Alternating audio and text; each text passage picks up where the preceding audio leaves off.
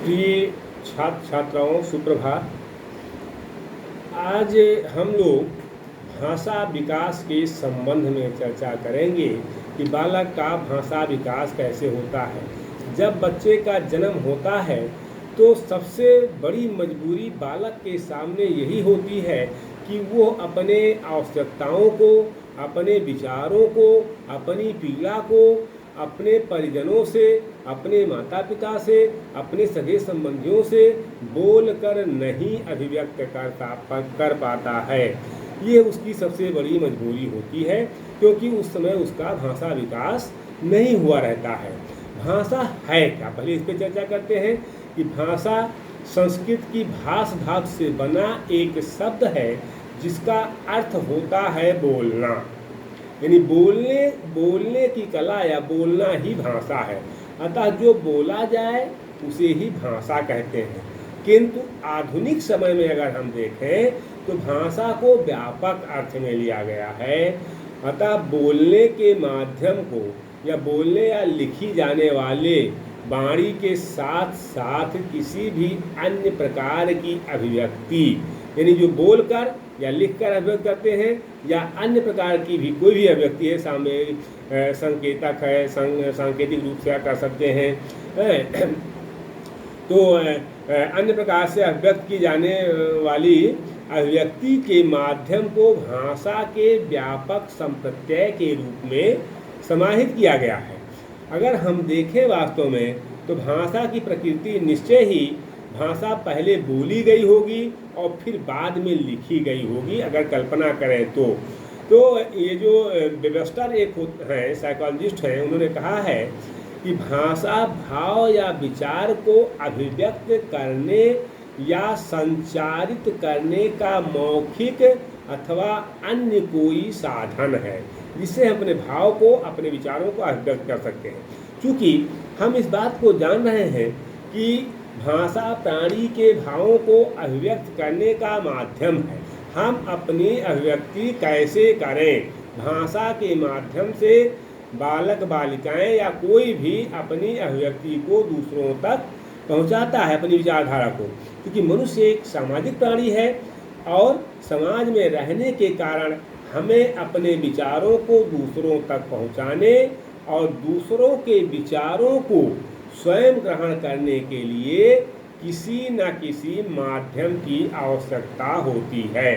बिना किसी माध्यम के ना आप दूसरों के विचारों को समझ पाएंगे और ना आप अपने विचारों को उन तक पहुंचा पाएंगे। तो इसलिए हमें विचारों के आदान प्रदान के लिए किसी न किसी माध्यम की आवश्यकता होती है। और विचार विनिमय के इन साधनों को साधारणतः भाव मुद्राओं में, संकेतों में अथवा भाषा के रूप में प्रयोग करते हैं। जैसे मान लीजिए कोई गूंगा बहरा है तो बोल तो नहीं सकता है, तो वो संकेतों के माध्यम से अपनी बात को कहने का प्रयास करता है, कोशिश करता है, लोग उसको समझते भी हैं। तो विचार विनिमय के इन साधनों को, जो ये साधन है, विचार को जैसे हम लोगों के समक्ष प्रस्तुत करते हैं, प्रकट करते हैं, उन साधनों में सबसे सरलतम, सुगम व सर्वव्यापी साधन अगर है तो शाब्दिक भाषा ही होता है। शब्दों के माध्यम से ही ये जो है हम इसको प्रकट कर सकते हैं। क्योंकि भाव मुद्राओं तथा संकेतों का क्षेत्र अत्यंत सीमित होता है। यानी भाव मुद्राओं से और संकेतों से हम बहुत कुछ अभिव्यक्त नहीं कर सकते हैं, क्योंकि इसके 3 कारण हैं। इसमें सूक्ष्म विचारों की अभिव्यक्ति संभव नहीं हो पाती है, इनका सुगमता के साथ संकलन नहीं किया जा सकता है और ये क्षणिक या अस्थायी होते हैं। जो भाव मुद्राओं या संकेतों से अभिव्यक्ति होती है, ये 3 कारण से इनका हम सुगमता से प्रयोग नहीं कर सकते हैं। शब्दमयी भाषा ही व्यक्ति के मनोभावों को शीघ्रता, स्पष्टता, निश्चितता के साथ अभिव्यक्त व संप्रेषित कर सकती है। अगर हम देखें तो व्यक्ति के व्यक्तित्व की प्रभावशीलता उसके भाषा कौशल पर आधारित रहती है। यानी कुछ लोग इतना बढ़िया, मधुर, सरल, सुस्पष्ट एवं संयमित ढंग से अपनी भाषा का प्रयोग करते हैं, कोई व्यक्ति उनसे बहुत नाराज हो और उनसे बात कर लेगा एक बार, तो निश्चित तौर पर वो उनका एक तरह से उनके प्रति झुकाव बढ़ जाएगा, लगाव बढ़ जाएगा, और जो दुराभाव है उसका वो उसके ऊपर समाप्त हो जाएगा। तो ये भाषा की प्रभावशीलता होती है। भाषा कौशल में निपुण व्यक्ति ही अपने जीवन की सफलता में आगे बढ़ सकता है या अपने जीवन को सफलतापूर्वक पा सकता है। भाषा विचार अभिव्यक्त का एक सुंदर और सुगम साधन है। अपने विचारों को अभिव्यक्त करने का सरल और सुंदर साधन माना जाता है। वास्तव में अगर हम देखें तो भाषा और विचार का परस्पर इतना घनिष्ठ संबंध है कि भाषा विकास अवरुद्ध होने पर विचारों का विकास कुंठित हो जाता है। विचार आपके बहुत अच्छे हैं, मन में बहुत अच्छे अच्छे विचार हैं, लेकिन आपके पास शब्द नहीं है, आपके पास भाषा ही नहीं है, बोल ही नहीं पाते हैं। तो जब बोलना नहीं आएगा आपको, तो आप कैसे अपनी बात को दूसरों तक पहुंचाएंगे। हम लोग देखिए बीएड की कक्षाओं में आप लोगों को बोलना सिखाते हैं।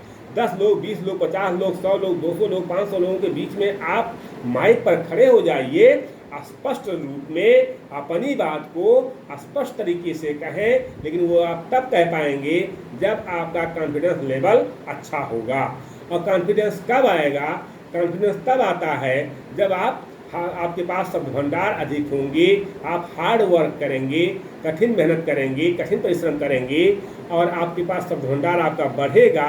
हम अभी शब्द भंडार में भी चर्चा करेंगे, शब्द भंडार कैसे होता है, कितना बढ़ता है, कितने एज में कितना होना चाहिए। तो ये केवल बीएड या डीएलएड के विद्यार्थियों के लिए नहीं है।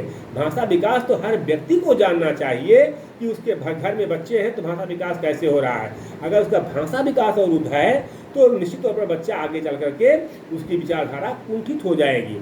तो ये बहुत ही स्पष्ट है कि भाषा के अवरुद्ध होने पर विचारों का विकास कुंठित हो जाता है। गूंगे व्यक्तियों में विचार करने की क्षमता बहुत कम पाई जाती है, जो गूंगे नहीं बोल सकते हैं। तो भाषा का रूप एक सा ही नहीं रहता है।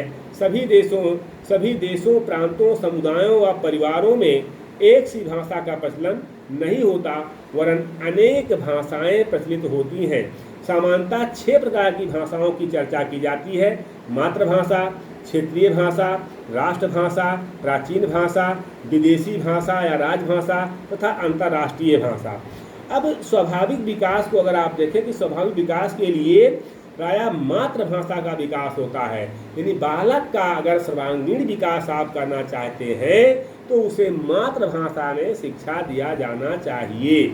मातृभाषा अगर सीख जाए, अब हमारा जो न्यू एजुकेशन पॉलिसी 2020 आई है उसमें मातृभाषा पर बल दिया गया है।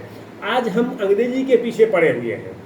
बालक का जन्म हुआ है हिंदी भाषी क्षेत्र में, माता पिता हिंदी भाषी क्षेत्र से हैं, लेकिन उनका प्रण है कि हम अंग्रेजी ही पढ़ाएंगे। फलता न वो हिंदी जान पाता है, न वो अंग्रेजी जान पाता है। विद्यालय में अंग्रेजी भाषा में पढ़ता है, यहाँ हिंदी भाषा शुद्ध हिंदी भी नहीं बोलते हैं हम लोग। तो उससे बालक के ऊपर प्रभाव पड़ता है, दुष्प्रभाव पड़ता है। तो ये चीज़ें हम लोगों को ध्यान में देना होगा कि हम बालक के विकास के लिए, स्वाभाविक विकास के लिए प्रायः मातृभाषा का विकास माना जाता है, जबकि क्षेत्रीय भाषा, राष्ट्रभाषा तथा विदेशी भाषाओं को व्यक्ति सप्रयास ढंग से स्कूल, कॉलेज व विश्वविद्यालयों में अर्जित करता है। वस्तुतः प्रत्येक प्रकार की भाषा का अपना एक विशिष्ट क्षेत्र होता है। पारिवारिक क्षेत्र में मातृभाषा, क्षेत्र विशेष में क्षेत्रीय भाषा, राष्ट्रीय संदर्भ में राष्ट्रभाषा, सांस्कृतिक क्षेत्र में प्राचीन भाषा, व्यापार एवं कूटनीति के क्षेत्र में विदेशी भाषा तथा ज्ञान के व्यापक आदान प्रदान के लिए अंतर्राष्ट्रीय भाषा का प्रमुख महत्व होता है, प्रभुत्व होता है। इन भाषाओं की जानकारी होनी चाहिए हमें। तो यहाँ जो अगर हम देखें तो विचारों के भाषा को विचारों के परस्पर आदान प्रदान का माध्यम माना जाता है। किसी विचार को भाषा में व्यक्त करने से उससे स्पष्टता आ जाती है। बच्चों के भीतर भाषा जन्म से ही विकसित होने लगती है, किंतु उसका भाषा विकास कुछ सिद्धांतों का अनुसरण करता है, जिससे बोलने के लिए प्रेरणा या अनुकरण की आवश्यकता होती है। अनुकरण अगर करते हैं बालक तो उसमें उसको सफलता मिलती है। तो नवजात शिशु की बड़ी विषमता होती है ये कि वो अपने ज़रूरतों को लोगों तक नहीं अभिव्यक्त कर पाते हैं। तो इस तरह से हम भाषा विकास पे आगे कौन कौन से चरण हैं भाषा विकास के, हम उन पर चर्चा करेंगे। आज बस इतना ही कि भाषा विकास की का क्या महत्व है और भाषा विकास के कौन कौन से सोपान हैं उस पर हम अगले वीडियो में चर्चा करेंगे। बहुत बहुत धन्यवाद आप लोगों को। वीडियो आपको अच्छा लगा तो लाइक और सब्सक्राइब जरूर कीजिएगा।